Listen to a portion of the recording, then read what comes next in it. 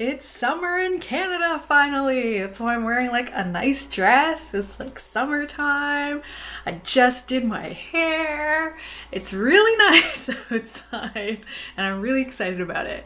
But anyway, welcome to this episode of Debut Diaries. Today I'm going to be talking all about sensitivity readers. So I'm going to define what that is for those of you that may not know. I'm going to talk about how I found my sensitivity readers, how that worked with my publisher and in traditional publishing, a bit of that, my actual experience of working with them, and then I'm going to talk about, of course, money, because I like to be transparent about money, about costs. And then finally, I'll answer some, I think, that might be extra common questions around sensitivity reading. So let's go ahead and get started. First things first, what is a sensitivity reader? So a sensitivity reader is someone who shares an identity of a character that you are writing, and their sole purpose is to go through your manuscript and make note of if there's anything you've written that's harmful for the representation of the character, so like harmful stereotypes or harmful tropes or things like that. And then they're also checking for ways that you can enhance the representation. So they're not only looking for, like, did you do something harmful? They're also looking for, is there something that you can do to enhance the representation? So for example, is there this detail that's actually really necessary to the identity of the character that you haven't thought to put in? Or are there any things that you have missed? So are there things that you've done that are kind of out of character for someone with that identity that they probably wouldn't do? In which case they're questioning that and they're making all these recommendations. So for an example, if I was reading for a Black character, for like a Black Canadian character, so some things I might look out for would be like harmful stereotypes. So like being really aggressive for no reason and being really violent, or like speaking in like Ebonics if they're living in a certain neighborhood where that wouldn't be that common, for example. So things like that. I might also look for opportunities. So for example, I'm trying to think of an example of like an opportunity. I guess if the Black character, there doesn't seem to be any connection to any sort of extra culture, I might, for example, ask, well, where is their family from? Is there any mention of that? Or things like that. Sometimes I find that, at least when I read Black characters, they're kind of just slotted in as a skin color, and it actually doesn't address the specific means of what it means to live as a Black person. They're kind of just like layered on. And so I might talk about opportunities for that, to be more specific, to be like, well, where is that person from and how does that culture influence them? And then for things that might be out of character, for example, if the character has natural hair like I do, and they jump in the shower and they wash and condition their hair and then that's it, and they just walk out and do nothing else, I might be like, actually, that would be really weird for someone with natural hair. They'd probably put extra conditioners in it, or they would put some sort of product in it, or if they weren't going to put product in, they would at least moisturize their hair and wrap it up. So things like that is how sensitivity readers are operating.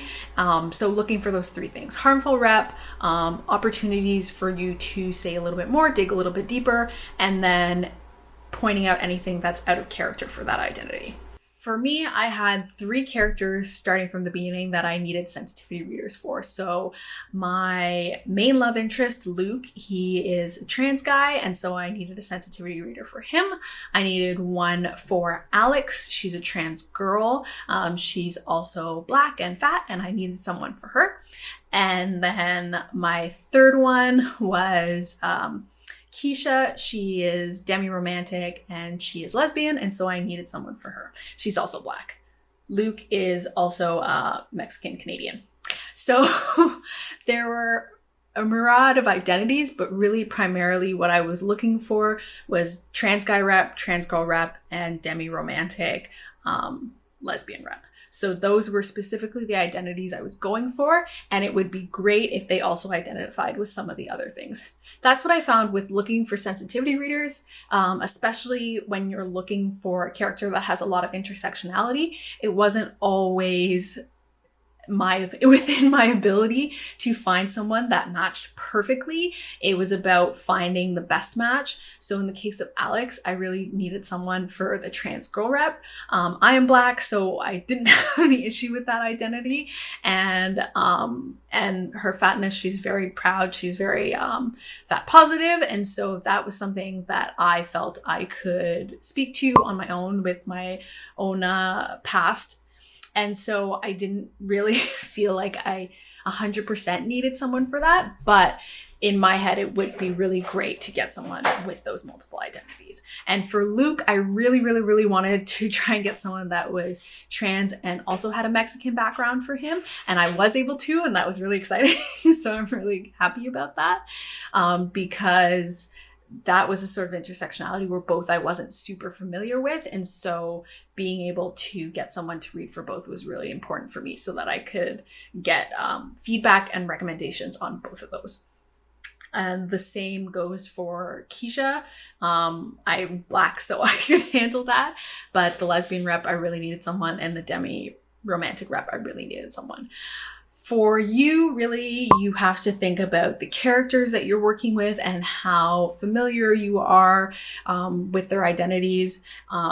Because of just pricing concerns in general, it's going to be really hard to get a sensitivity reader for every single character. It would be really financially implausible.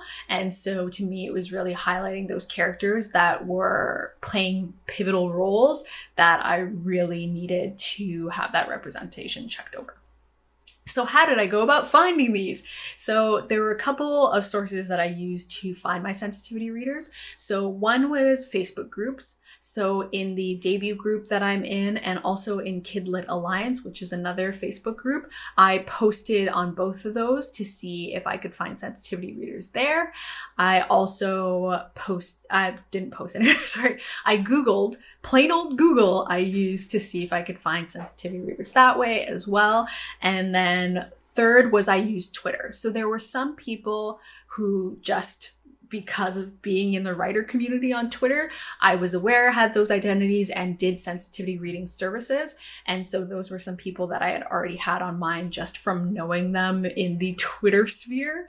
And then I also used Twitter search to search for sensitivity readers and to search for keywords to see if anyone else had asked for sensitivity readers like that and to see what replies they got, and also to see if anyone had tweeted that they were sensitivity readers like that.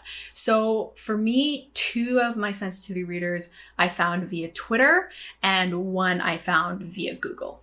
So it was a mixed bag, but I actually ended up contacting 5 people and then only ending up booking 3 people. So a couple people didn't reply, and then those people I was just kind of like, okay, well, I'm gonna move on because it seems like you don't have time. And then one person really didn't have time. They were close to submission. So that's also something to look out for when you're searching. Try and search for more people than you need, because they may not all be available to you. They might be close to submissions. They may not do sensitivity reading anymore. They may just never respond to your email.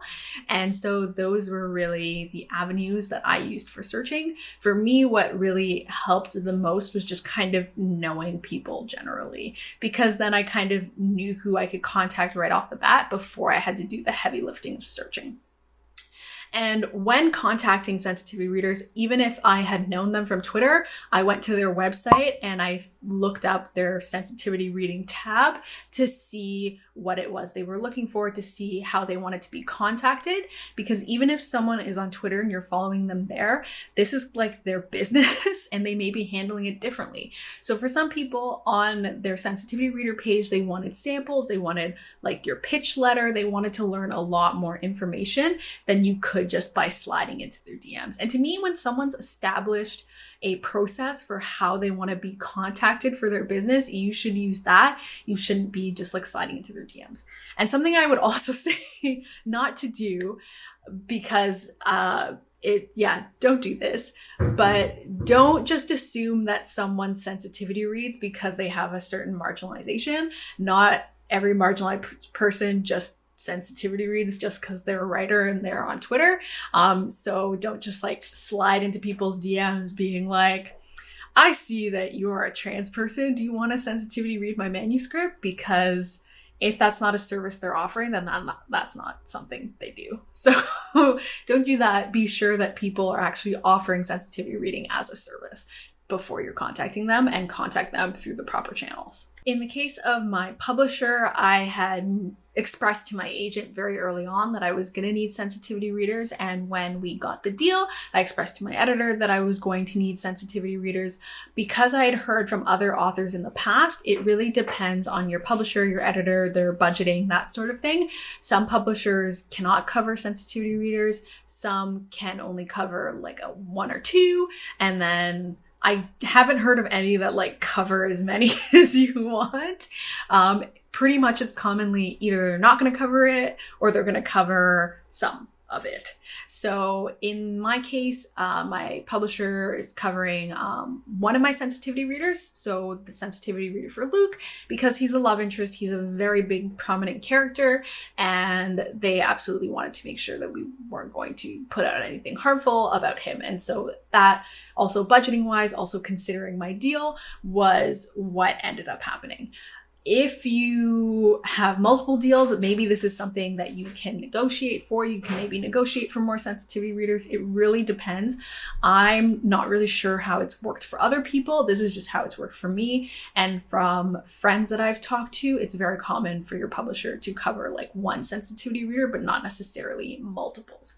And so for me, I had to budget out and really know who I absolutely needed a sensitivity reader for. And for me, I knew that I needed 2 more, but there are some options with that. So I'm just gonna launch into the money bit because we're already here. There are options. So some sensitivity readers will do, for example, partial reads. So they don't have to read your full manuscript. They can read a partial of it. This is usually about 10,000 words or less, which is what it was in my case. So for Keisha, who is my demi-romantic lesbian character, I ended up getting a partial read for her because there were only a couple spots in which that identity, was very specifically addressed that I really needed that help with. And so I was able to get a partial sensitivity read for her. And then in the case of Alex, oh my God, I almost broke a nail. In the case of Alex, who's my trans girl character, I knew that I wanted the full manuscript read for her. Also, she's a more prominent character than Keisha is, and so I really just felt like it was better to just read the full manuscript in that case. And so, of course, costs differ in that way. Costs differ whether you want a partial read or a full read. Costs also differ whether you have a very large manuscript or a smaller manuscript. So when my book was sent out to sensitivity readers, it was about 135,000 words. This is a much larger word count than the average bear, and so costs were a little bit higher. So in my case of what I paid for it, so for my partial read, I paid $50 US, which ended up being like, I'm gonna calculate it on screen, but like 65 Canadian, something like that. And then for the full sensitivity read, I paid $750 US, which ended up being about 1,000, something like that Canadian. So altogether, I ended up paying like, I want to say roughly like 1,100 for my 2 sensitivity readers that I paid, and my publisher paid for the other sensitivity reader, which was of like a comparable rate. In looking at different sensitivity readers, I found that was often the going rate, like to read 10,000 words or less was often around like 25 to $50 US, and to read a full manuscript, especially one of my size, was often around like 750 to 900 US.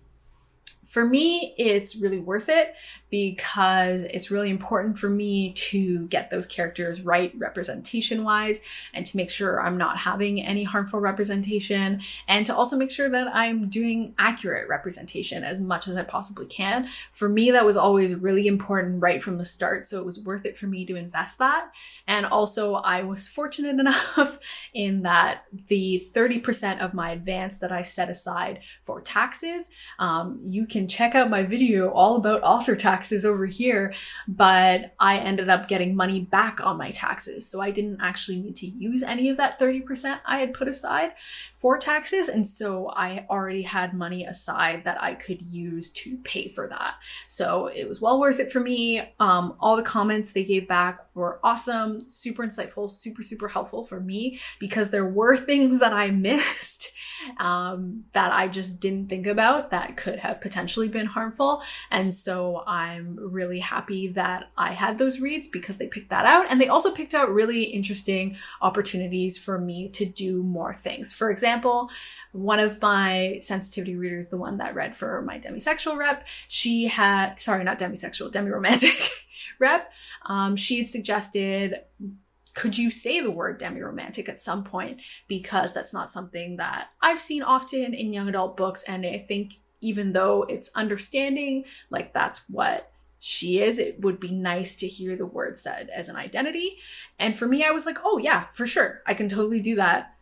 I'm totally cool with doing that. I knew exactly how I was going to do it, and then I had written it and put it in. So that's what I'm talking about when I talk about opportunities for you to like push and do the representation, I guess, more thoroughly that I wouldn't have necessarily thought about. And so that was helpful for that. And yeah, for me, the money was worth it, but it really depends. I know people have all different sorts of financial situations. And so I think that's something really to keep in mind when you're pursuing traditional publishing and you're deciding how to budget everything, is that if you know you need sensitivity readers, to try and figure out how you are going to budget that early on so that you're not like super shocked when the time comes to pay. Something also that I'll mention, some may have payment plans or different ways of payments. So I've seen it said to pay everything up front and then you get the manuscript after. In my case with the sensitivity reader I worked with for Alex, she had me pay half when I sent the manuscript the first time, and then I paid the other half after she was done. So that was like a month later. For me, because I'm fun employed, it's all the same to me. But for example, if you know you're going to be paid this certain amount at the beginning of the month, and then you'll get paid again at the end of the month, that might be helpful for you. And to maybe like when you're reaching out, discussing and seeing if there are payment plan options for you, because it really may depend on the sensitivity reader that you're working with. Now I'm going to talk about any sort of random floating questions that I think come up when you're talking about sensitivity readers. And so one of the floating questions I think might come up is how to know if you need a sensitivity reader. So essentially, if you are writing outside of your experience, in any case, I think that's a time to think about whether you need a sensitivity reader.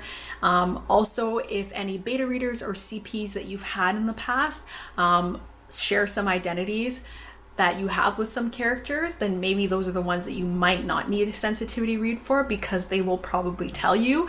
At least for me, when I've read manuscripts and I've noticed something that seems kind of off for a Black character, I would always say something. And so that's a point in which your CPs or betas, having kind of a varied amount of CPs and betas, can help you with that as well, in which case you might think, maybe I don't need a sensitivity reader for this because so-and-so read it and they let me know about this representation, etc. Something else that's really great is some sensitivity readers will offer consultations. So before you've even written the book, just when you're ideating, you can chat with them about your idea that you have to see if the core of your idea might have anything problematic with it. And so that way you kind of get that early feedback before you go all the way down the rabbit hole, which is also another option. And so those are really kind of the times to think about sensitivity reading and to think about whether you need a sensitivity reader. If you're pursuing traditional publishing and you're going into submission to submit to publishers, talking about sensitivity readers early with your agent, I think is really important, because then when it comes to negotiation, you can make it so that your agent expresses that that's something really important to you, so that you can ask for things from your editor, like, can you pay for a sensitivity reader for me, or that sort of thing. So I think that's something that would come up. How do you know whether you need a sensitivity reader. And I think something else that will come up is, do I have to do what the sensitivity reader said? Because I know, at least I see this come up just generally in Twitter sphere. Like any CP or editor or beta, what your sensitivity reader is saying to you is a recommendation. I think if they say something is harmful, you should listen to the recommendation. That's my personal opinion. I think it's really important in that case. I think sometimes also sensitivity readers may make recommendations like, you could do this if you wanted to. So for example, in the case that I talked about where the reader said, do I want to explicitly say demi-romantic? She said, you could also not. In which case, it's a very clear, like, you could do this, you could not. It's really up to you recommendation. And like with any recommendations, if you agree with it, that's kind of how you carry it forward. But again, for me personally, if they say something is harmful, I feel like you should listen to that. Something I'll also say on the back of that, sensitivity readers are not a crutch to which to protect you from critique. So even though I've had sensitivity readers in my book, for all I know, there could be some other reader out there that reads it and says, oh, I actually think this thing is problematic, or this isn't like accurate of this identity. And that is completely valid.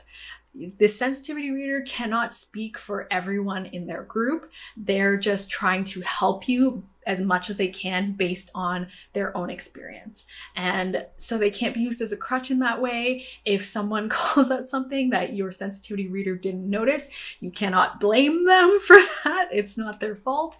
At the end of the day, it is your book and you are writing it and you are editing it. And so I think that's something to really keep in mind. Your sensitivity reader is not a monolith. They cannot speak for the entire community, and they cannot be the crutch on which you perch to decide whether or not your book actually has a problematic element or not. They're just there to help you as much as they can. And that's kind of the breaks. I always hope that the book I put out into the world will not have anything harmful in it for the teens that are reading it. I really, really hope that, the teens and the people, because I'm sure adults will read it too. And sensitivity readers is really to help out with that. And yeah. And finally, how was my experience? Because this whole Debut Diaries series is all about my experiences being a debut in publishing, etc. So for me, it was a really positive experience. I think there's always this like feeling of, oh my gosh, what if my entire character is problematic and I didn't know it all, and what am I going to do then? And the sort of difficulty of that, or what if there's feedback that I have to like scrap my whole novel, and what am I going to do then? And I think that creates its own nervousness on its own, even though like for someone like me, in the back of my mind, I'm like, well, I have to figure out what I can do to make something not harmful if that's the feedback I get back. And so for me, waiting for the sensitivity reader feedback, that was a little anxiety inducing. But then also I started to think about the fact that they were just reading the book, and I was like, oh, are they gonna like it? Or are they not gonna like it? And so that was unrelated to sensitivity reading. That was just because new people had been reading my book when new people haven't read my book for like months and months and months and months. Only my editor has seen it for a long time, to my knowledge. So that was its own sort of nerve-wrackingness. But for me, it was really smooth. My publisher, the sensitivity reader that they hired, they handled all the back and forth after the handoff. So the first thing I did was I had found that sensitivity reader, and I had passed his information to my publisher because I was like, I think he'll be great, and here's all the information. And then they were the ones that handled the back and forth from that point on. So my editor gave me the feedback and talked about, yeah, this is something that he mentioned, and I really think we should change this. What do you think? And I said, of course, I defer to what he has said, and absolutely let's do this. And in the case of my other sensitivity readers, I got really great feedback, which was really positive. And then one had also mentioned something where they were like, this might be something that may be harmful, but I know that you have another trans reader, so check with them as well, and to see if they align and kind of decide if you want to edit based on that. And for me, because the point that they had brought up I found to be really valid, I had said, I'm probably going to change this, even though the other reader hasn't mentioned it, because it seems really valid to me and I really understand the point you're making. And so even though you've said if they didn't say anything, maybe don't bother, to me, it really felt spot on for the story to switch that. And so that's something I'm going to be editing. So all the sensitivity reader feedback I got, I'm making changes based on all of them. I didn't actually get a ton of feedback for the partial, but I still ended up making changes for that as well, for adding in that line where it said explicitly that she is demi-romantic. Oh my god, what is happening? Okay, so overall I had a really positive experience, and it was really good for me. Even parts where it was like, oh, this could be problematic, to me, it was still positive because I knew. I didn't know before, and now I had read it and I agreed with the point they brought up, and now I knew, and now I could make things better. So even though it was like oh no, I did this thing and it wasn't great, it was fine with me because I could fix it now and I could make it better. And that kind of is what it comes down to with working to sensitivity readers, to me, is that it really comes down to knowing how you can make it better and making it better. Sometimes people mess up. Sometimes people will mess up representation, and it's all, at least in my personal opinion, about acknowledging that and about doing better in the future. And so that's what getting sensitivity reader feedback meant to me. And now I'm happy that when I put the book out to a wider audience, at the very least those things won't be things that show up to that readership. And that's it for this video, for this debut diaries episode all about my sensitivity reader experience. If you have any questions, you can feel free to comment and I'll answer as best as I can. And if you like this video, please give it a thumbs up. If you want to see more of the debut diaries video series where I talk about all my experience being a debut author in 2021, you can check that out over there. And if you haven't subscribed to my channel already, please subscribe. I post at least once a week, usually once a week on Tuesdays, all sorts of videos about publishing and my experience, and the occasional Sims 4 video. And thank you so much for watching. Bye!